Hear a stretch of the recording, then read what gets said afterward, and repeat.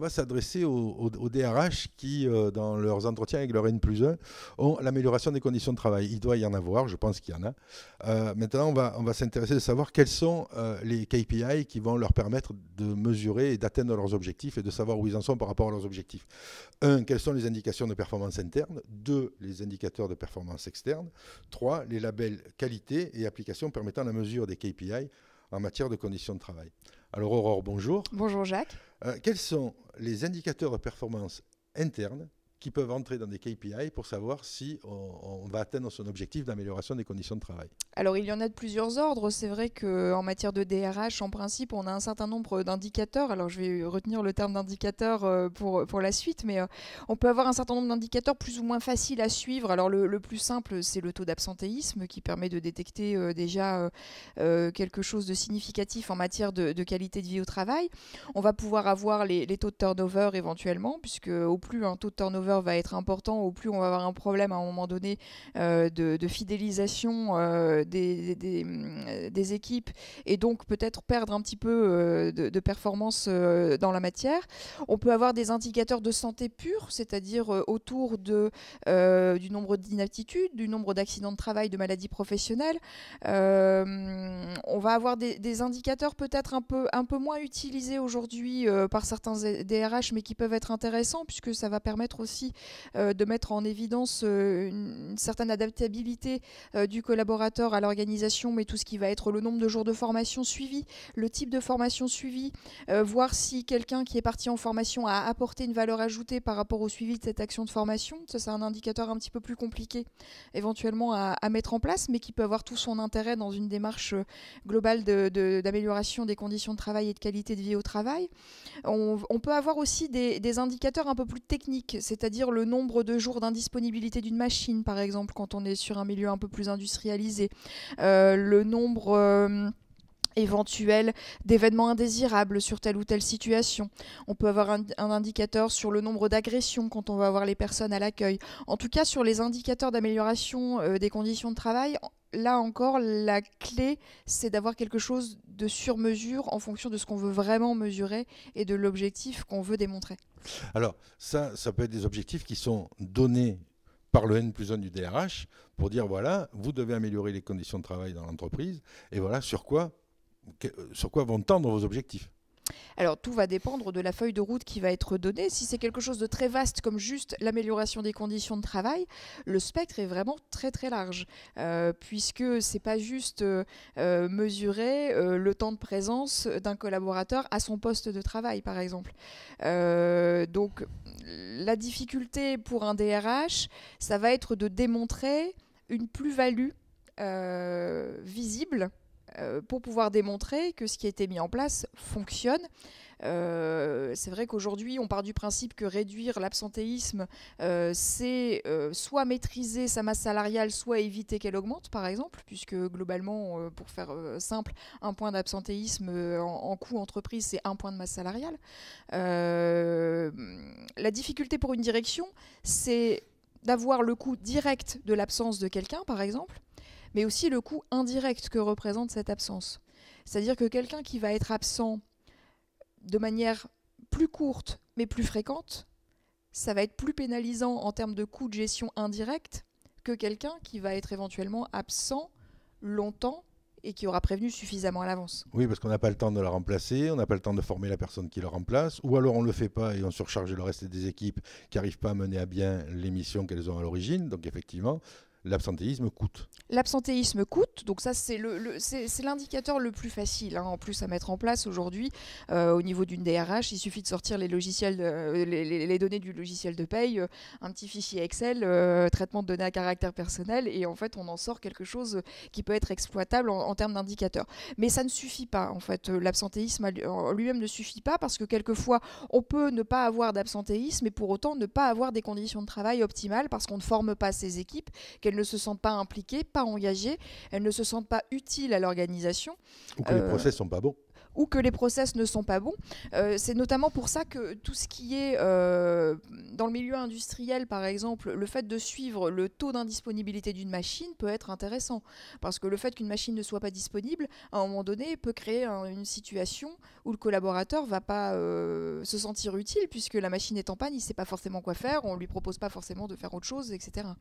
Oui, puis travailler avec un matériel défectueux, c'est perdre du temps, c'est se faire reprocher qu'on n'arrive pas à faire tourner la boutique, etc., etc. Les objectifs pas forcément atteints, et puis indépendamment aussi de la question de la gravité potentiellement que représente une machine défectueuse sur la santé et la sécurité physique du collaborateur.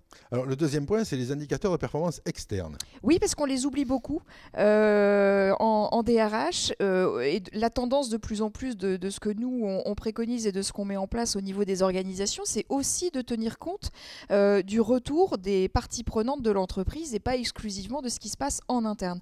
Nous avons une vision plus systémique que ça, en tout cas dans les organisations que nous accompagnons aujourd'hui, et il est aussi important de mesurer ce que pensent les fournisseurs, les prestataires, les clients, les patients quand on est dans le milieu médical, de ce qu'ils pensent de l'organisation, de l'image que renvoie l'entreprise aussi vis-à-vis de l'externe, et de pouvoir voir aussi comment on peut améliorer tout l'écosystème de l'entreprise pour qu'il soit le plus équilibré possible, puisque c'est ce qui contribue aussi à ce que les conditions de travail soient optimales en interne. La manifestation pour nous, clients, fournisseurs, c'est ces incessants questionnaires de satisfaction.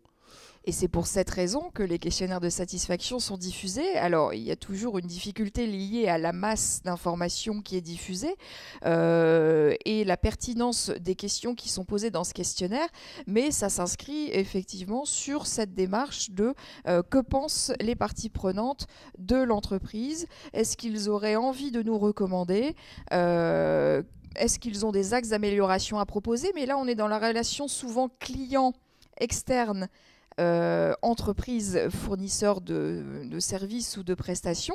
Et de plus en plus, les DRH, aujourd'hui en interne, utilisent ce qu'on appelle le Net Promoter Score pour mesurer justement la satisfaction des collaborateurs en interne. Et ce NPS est utilisé aujourd'hui prioritairement, en tout cas, pour l'une des parties prenantes qui est le client. Est-ce qu'il n'est pas un peu en train de s'user ou être en train d'être dévoyé? Parce que ça nous est tous arrivé d'avoir mettez-nous une bonne note parce que c'est là-dessus qu'on est objectivé.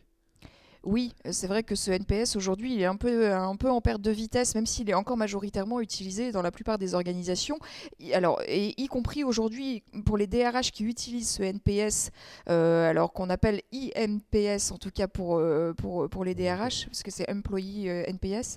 De plus en plus, cet indicateur-là est remplacé par un autre indicateur, alors qui s'appelle le NAV Score, qui est très peu connu encore, mais qui a été diffusé via un réseau social professionnel en 2016 et qui part du principe que le NPS, le problème c'est qu'il ne pose qu'une question, voire deux.